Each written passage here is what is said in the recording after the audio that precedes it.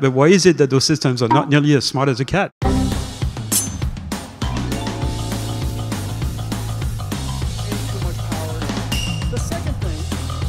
AI를 마치 메타버스 같은 가상의 환경에서 학습시킨다는 거죠. 안녕하세요. 데이터를 만지고 다루는 안혜민 기자입니다. 지난주 엔비디아의 최대 연례 행사인 GTC가 있었죠. 예전이라면 사람들은 젠슨 왕의 한마디에 열광하고 시장은 뜨겁게 반응하면서 주가가 상승 곡선을 그리곤 했는데 최근엔 그렇지 않는 것 같습니다. 이번 GTC 이후에도 엔비디아 주가는 큰 변화 없이 횡보 중이죠. 엔비디아와 AI 관련해서 기사들은 나오고 있는데 지금과 비교해서 앞으로 뭐가 달라진다는 건지도 잘 모르겠고 새롭게 등장하는 용어들도 많아서 헷갈리기만 합니다. 그래서 오늘 오그랩에서는 도대체 엔비디아가 꿈꾸는 미래가 무엇인 건지 5가지 그래프를 통해 살펴보려고 합니다.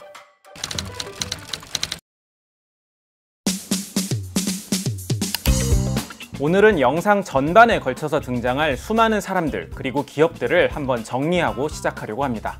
AI의 역사를 곁들이면서 말이죠. 이야기의 시작은 페이페이리부터입니다. 지난 팔란티어 편에서 딥러닝의 데모로 불리는 페이페이리 이야기를 간단히 했었습니다. 페이페이리에게 딥러닝의 데모라는 별명이 붙게 된 이유 중 하나는 바로 이미지넷이라는 프로젝트였어요. 때는 2006년입니다. 스탠퍼드 대학교에서 컴퓨터 비전 연구실을 이끌던 페이페이리가 컴퓨터 비전을 더 발전시키겠다는 마음으로 1000만 건이 넘는 이미지 데이터를 무료로 제공합니다. 이 프로젝트가 바로 이미지넷이었죠. 이미지넷에서는 단순히 데이터만 제공해주는 게 아니라 이 이미지를 컴퓨터가 잘 분류해내는지를 경쟁하는 대회도 운영했습니다. 세월이 흘러 2012년 이미지넷 대회에서 세상을 놀라게 한 슈퍼비전이라는 팀이 등장합니다. 도대체 슈퍼비전이 무엇 했길래 세상이 떠들썩했는지 오그랩 첫 번째 그래프를 통해 살펴보겠습니다. 2010년부터 2012년까지 이미지넷 대회에 참여한 팀들의 오답률입니다. 시간이 지나면 지날수록 오답률이 낮아지는 걸 알 수 있어요. 2012년 결과를 봐볼게요. 보통 다른 팀들은 분류를 잘 해내더라도 프로그램 오답률이 20%에서 30%였습니다. 그런데 슈퍼비전은 단 15.3%의 오답률을 기록합니다.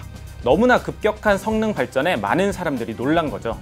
이 팀을 이끈 사람은 바로 AI의 대부 제프리 힌턴이었습니다. 제프리 힌턴은 본인 연구실 소속의 알렉스 크리제브스키, 일리아 수츠케버와 함께 팀을 이뤘는데 이들은 다른 팀들과 달리 딥러닝이라는 방식을 사용했습니다. 그리고 딥러닝을 프로그래밍 하는 데에는 엔비디아의 GPU 그리고 쿠다가 사용됐죠. Let me speed it up.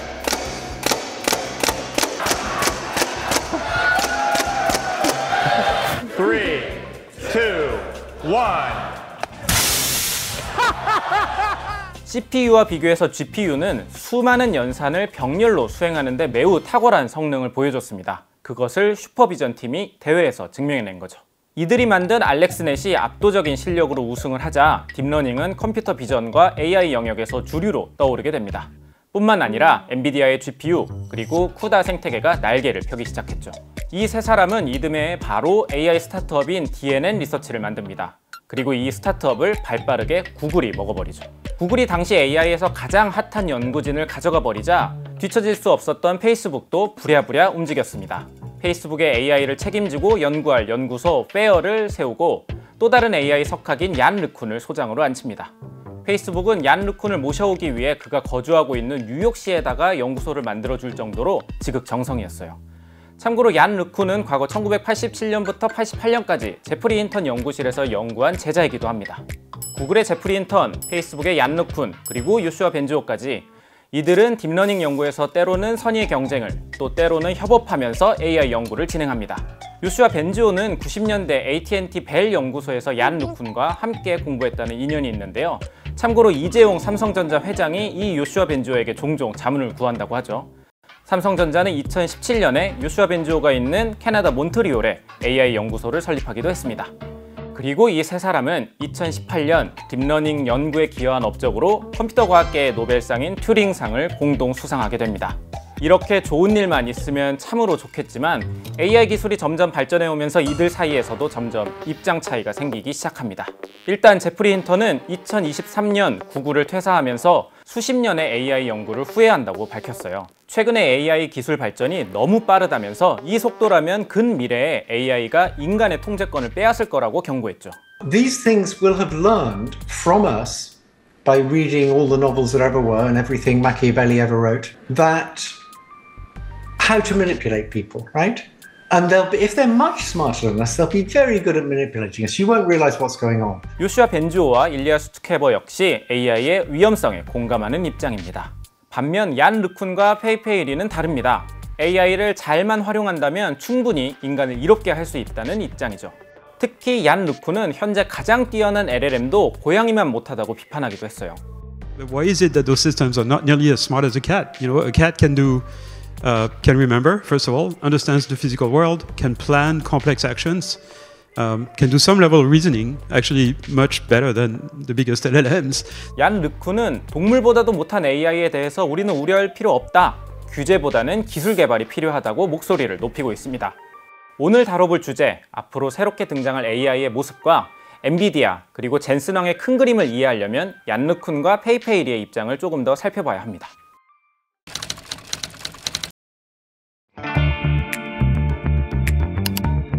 얀 르쿤은 왜 지금의 AI에 대한 우려가 과장되었다고 생각할까요? 그건 바로 지금의 모델이 라지 랭귀지 모델, 언어 모델이기 때문입니다.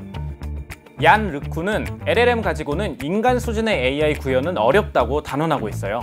왜냐하면 인간과 동물은 현실 세계와 끊임없이 상호작용을 하는데 그 과정에서 얻는 지식 대부분이 비언어적이라는 거죠. 하지만 LLM은 언어를 대량으로 학습합니다. 언어를 학습한 LLM은 끽해봐야 인간의 지능 일부를 흉내내는 것일 뿐 이렇게 해서는 AGI에 도달하지 못한다고 주장하는 거죠. 그러다 보니 얀 르쿤은 지금 우리 사회가 갖고 있는 AI에 대한 우려도 기우에 그칠 거라고 생각합니다. 일단 얀 르쿤이 트윗에 올렸던 내용을 가지고 한번 비교해 보겠습니다. 구글의 두 번째 그래프는 텍스트 데이터의 한계입니다. 현재 인터넷에서 공개적으로 이용할 수 있는 고품질의 텍스트는 약 10조 개의 토큰 정도로 알려져 있어요. 여기서 말하는 토큰은 언어 모델이 텍스트를 이해하고 생성해내는 기본 단위를 의미합니다. 토큰 하나당 2바이트로 계산하면 LLM이 처리할 수 있는 텍스트 데이터량은 20조 바이트가 나옵니다. 이번엔 4살짜리 꼬마 어린이가 처리하는 시각 정보량을 계산해 보겠습니다. 4살 꼬마의 인생 전체에서 깨어있는 시간은 16,000시간 정도입니다. 그리고 우리 눈에는 각각 100만 개의 시신경 섬유가 존재하죠. 이 섬유는 초당 약 10바이트의 데이터를 뇌로 전송하는데요. 계산해보면 4살 꼬마 아이가 처리해온 시각 정보량은 1152조 바이트. LLM의 텍스트 데이터의 50배 차이가 납니다. 이렇게 정보량 차이가 나니까 텍스트 데이터 기반의 LLM으로는 절대 인간 수준의 AI는 될 수 없다는 게 얀 르쿤의 입장입니다. 그래서 얀 르쿤은 언어를 넘어서 AI 시스템이 세상의 작동 방식을 배울 필요가 있다고 주장해요. 어떻게? 바로 월드 모델로 말이죠. 2018년 구글에서 월드 모델이라는 이름의 논문이 발표됩니다. 이 논문에서는 우리 인간이 세상을 인지하듯이 AI를 학습시켜보자고 제안합니다. 한번 생각해 볼까요? 단 한 번도 해보지 않은 자동차 게임을 해본다고 할게요. 처음엔 조작 방법을 모르니까 이것도 눌러보고 저것도 눌러보고 할 겁니다. 방향키를 조작하면 자동차가 움직이고 A 버튼을 누르면 가속이 되고 B 버튼을 누르면 브레이크가 되고 이런 과정을 거치면서 우리 뇌는 내가 어떤 행동을 하면 게임 속 환경에 어떤 변화가 생기는지 인지하고 이해하게 됩니다. 그리고 이런 경험이 모이면 자동차 게임에 대한 추상적 모델이 우리 뇌 속에 만들어지겠죠. 이 방식을 AI에 적용한 게 바로 월드 모델입니다. AI를 실제 세계에서 학습하지 않더라도 뇌 속의 추상 모델, 마치 메타버스 같은 가상의 환경에서 학습시킨다는 거죠. 구글 연구진은 이 모델로 실험을 돌려봤고 그 결과는 압도적으로 월드 모델이 높은 점수를 받았습니다. 이 월드 모델의 등장은 많은 사람들에게 깊은 영감을 주었어요. 그리고 2024년 여기서 페이페이리가 다시 등장합니다. 페이페이리는 지난해 월드랩스라는 스타트업을 설립했는데 아직까지 가시적인 성과를 하나도 내놓지 못했는데 무려 2억 3천만 달러, 우리나라 돈으로 3,300억 원이 넘는 투자금이 모였습니다.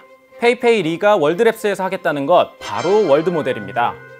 현재 월드랩스 홈페이지에 들어가 보면 월드랩스에서 내놓은 서비스는 2D 이미지를 3D 이미지로 바꿔주는 기능뿐인데요. 에게 싶기도 하고 이게 뭐 대단한 기술인가 싶지만 한번 생각해 보겠습니다. 단 한 장의 이미지만으로 가상의 3D 세상을 만들고 이렇게 만들어진 3D 세상에 기본적인 물리규칙이 적용된다면 어떻게 될까요? 이 공간에서 AI는 다양한 학습을 진행하고 추후 AR이나 VR 그리고 자율주행, 로봇에도 이 기술을 활용할 수 있게 되는 겁니다. 언어 그 이상의 학습이 필요하다고 주장했던 얀 르쿤도 월드 모델을 꾸준히 발전시키고 있습니다. 메타에서 공개한 모델 제파가 대표적이죠. 뿐만 아니라 구글, 오픈 AI도 마치 시뮬레이션 게임을 닮은 월드 모델을 지난해부터 공개하고 있습니다.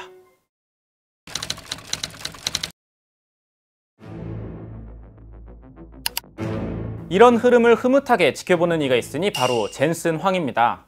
LLM 시대의 최대의 수혜자를 뽑는다면 거의 모든 사람이 엔비디아를 이야기할 겁니다. 기업들은 더 좋은 성능의 모델을 만들어내기 위해서 지금도 수많은 데이터들을 학습시키고 있고 거기엔 엔비디아의 GPU가 사용되고 있습니다.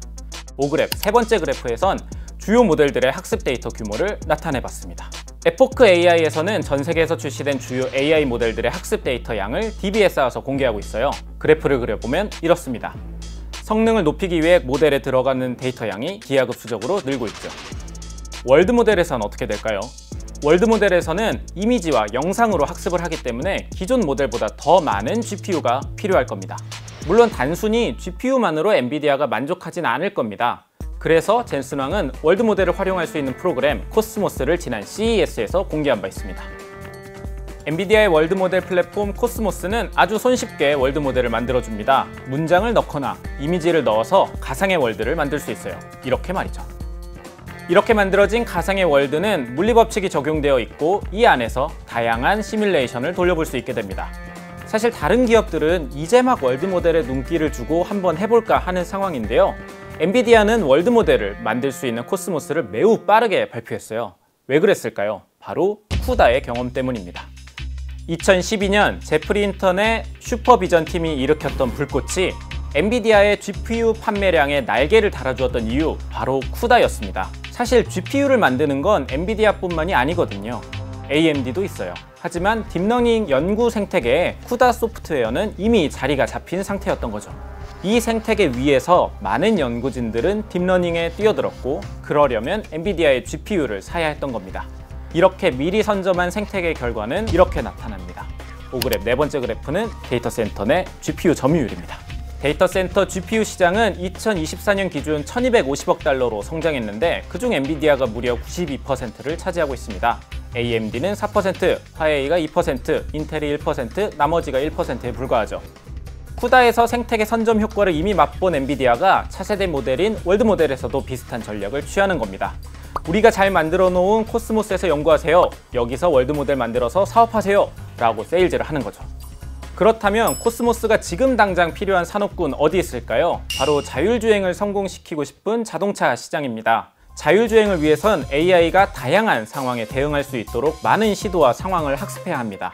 하지만 실제 도로에서 테스트를 하는 건 매우 위험할 수 있어요. 게다가 그 공간을 확보하고 활용하기 위해선 많은 돈과 시간이 들 겁니다. 과거 자료긴 하지만 자율주행 차량의 안전성을 입증하기 위해선 최대 500년이 걸린다는 연구 결과도 있을 정도죠. 하지만 월드 모델과 함께라면 어떨까요? 가상으로 만들어진 월드에서 다양한 상황을 시뮬레이션 해볼 수 있겠죠. 그 수많은 테스트를 AI가 학습한다면 안전한 자율주행 자동차를 만드는 데까지 드는 시간 엄청나게 단축시킬 겁니다. 당장 지난주에 있었던 엔비디아 GTC 컨퍼런스에서도 AI 자동차 관한 내용들이 쏟아졌습니다. The moment I saw AlexNet was such an inspiring moment, such an exciting moment. It caused us to decide to go all in on building self-driving cars.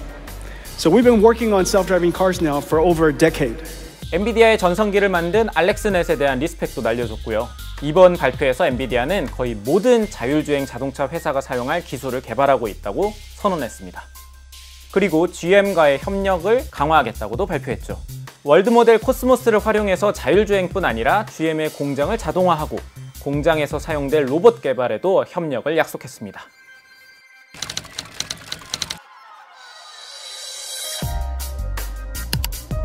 문장과 이미지만 넣고 딸깍 누르면 뚝딱 가상세계를 만들어내는 코스모스. 이 모델은 기존의 텍스트 생성과 이미지 생성보다 훨씬 더 고차원적인 일을 해내는 만큼 정말 엄청난 양의 데이터가 학습되었을 겁니다. 엔비디아는 총 2천만 시간 분량의 동영상을 원시 데이터로 활용했다고 밝혔는데요. 여기서 말하는 2천만 시간이 말이 2천만 시간이지 정확히 감이 오지 않을 수 있습니다. 그래서 계산을 해봤습니다. 2천만 시간을 연으로 바꿔보면 2283.1년이 나옵니다. 그러니까 마케도니아 왕국과 이집트의 프톨레마이오스 2세가 싸우던 기원전 258년부터 지금까지의 시간인 거죠. 물론 2천만 시간의 데이터 가운데 중복된 자료는 빼고 또 쓸모없는 영상들은 빼더라도 역대 어느 모델들보다 데이터 양이 많은 겁니다. 그렇다면 2000만 시간 영상 데이터는 도대체 어떤 녀석들일까요? 5그래프 마지막 그래프는 코스모스에 사용된 영상 데이터를 가지고 그려봤습니다. 학습 데이터셋을 분류해보면 가장 많은 영역을 차지하는 건 자연 안에서 볼 수 있는 역학, 네이처 다이내믹스였습니다. 이를테면 바람의 흐름이라든지 낙엽이 떨어지는 모습, 또 물체 간의 충돌과 강물의 흐름 같이 자연계에서 발생하는 다양한 상호작용이 전체 학습 영상의 20%를 차지했어요. AI가 우리 실생활에서 확인할 수 있는 물리법칙을 깨우칠 수 있도록 가장 많은 영상이 투입된 거겠죠. 뒤이어서는 공간을 인식하고 탐색할 수 있는 영역, 그리고 손동작, 물체 조작이 각각 16%를 기록했습니다. 이러한 영상들은 로봇공학에 유용하게 쓰일 거고요. 그 다음으로 운전 영상이 11%로 4위를 차지했습니다. 이 영상들은 당연히 자율주행에 활용되겠죠. 그런데 엔비디아는 이 카테고리 안에 어떤 영상들을 사용한 건지는 공개를 일절 안 하고 있어요. 문제는 코스모스 학습 데이터 안에 저작권을 침해한 영상이 다수 포함되어 있다는 의혹이 있다는 겁니다. 기술과 인터넷 전문 언론사인 404 미디어의 단독 보도에 따르면 엔비디아는 유튜브와 넷플릭스 영상을 무단으로 크롤링해서 코스모스를 학습시켰습니다. 월드 모델을 학습시키기 위해 엄청난 양의 데이터가 필요한데 데이터를 찾기 어려우니 남의 것을 탐한 겁니다. 당연히 넷플릭스는 크롤링을 금지하고 있고요. 유튜브 역시 마찬가지입니다. 지난해 여름에 이 보도가 나왔는데 직후에 바로 엔비디아는 유튜브 콘텐츠 제작자들의 소유권을 침해했다는 이유로 집단 소송까지 걸렸습니다. 월드 모델을 공개한 다른 기업들도 상황이 비슷합니다. 오픈 AI의 소라도 어떠한 데이터셋으로 학습을 시켰는지에 대해 명확히 대답하지 못하고 있죠. 이렇게 빅테크들은 학습 데이터의 저작권 논란에서 자유롭지 못한 상황이지만 놀랍게도 더 많은 걸 원하고 있습니다. 트럼프가 지난 1월에 서명한 행정명령 14179입니다. 제목을 읽어보면 Removing Barriers to American Leadership in AI. AI 시장에서 미국의 리더십을 세우는 데 걸림돌이 있다면 없애버리겠다는 겁니다. 이 행정명령이 떨어지고 난 뒤 AI 학계나 기업, 기관들은 각자의 액션 플랜을 제출해야 했는데요. 미국 빅테크들은 무엇을 요구했을까요? 바로 저작권법이 걸림돌이 된다고 말했습니다. 자신들이 소유하지 않은 자료도 무제한으로 사용해달라고 요청한 거죠. 왜냐? 미국이 AI에서 글로벌 1등의 자리를 견고히 하기 위해서. 다시 말하면 중국에게 1등 자리를 빼앗기지 않기 위해서 말이죠. 빅테크들은 이야기합니다. 딥시크 쇼크 봤죠? 우리가 중국에게 뒤처지지 않으려면 국가 안보 차원에서라도 저작권 있는 자료들을 풀어줘야 합니다. 라고요. 여러분은 어떻게 생각하시나요? 월드 모델이 앞으로 풀어야 할 숙제는 여전히 많이 있습니다. 학습 데이터의 저작권 이슈뿐 아니라 이렇게나 많은 데이터를 처리하는 데 들어갈 에너지 문제도 있죠. 그나마 다행인 건 월드 모델이 상용화되기까지는 아직 시간이 많이 남았다는 겁니다. 전문가들은 한 5년 이상을 보고 있더라고요. 5년은 짧지 않은 시간입니다. 그 사이 제도와 시스템을 갖춘다면 풀지 못한 숙제도 할 수 있고 발생할 문제도 충분히 대비할 수 있지 않을까요? 오늘 준비한 엔비디아와 월드 모델 이야기는 여기까지입니다. 끝까지 시청해주셔서 진심으로 감사합니다.